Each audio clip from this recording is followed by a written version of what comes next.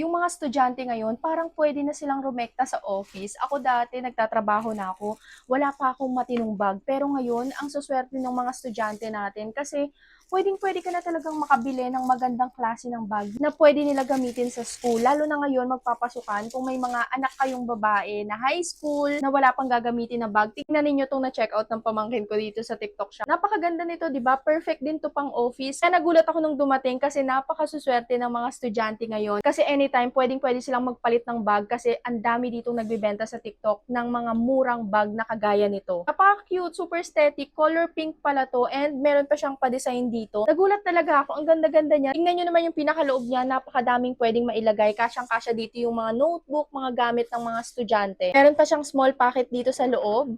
Ayan, pwede nilang paglagyan ng mga importante nilang gamit sa school. And ang pinakamaganda dito, syempre, may zipper siya. Yung ibang bag kasi na ganito, walang zipper. Kaya hindi rin siya ganun na safe gamitin ng mga estudyante. Unlike pag may mga ganitong zipper, alam mo talagang safe yung mga gamit mo sa loob.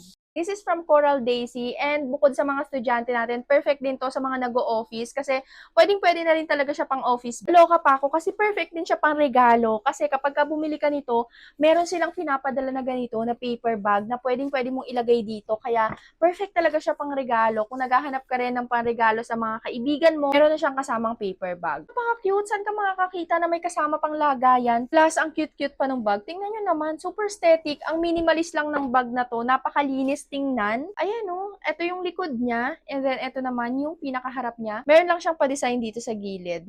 Napaka-cute! Kaya mga mamis, kung meron kayong estudyante, may mga anak kayong babae, at kasalukuyan kayo naghahanap ng bag para sa kanila, yung link na to ilalagay ko dyan sa yellow basket para makapag-check out na rin kayo.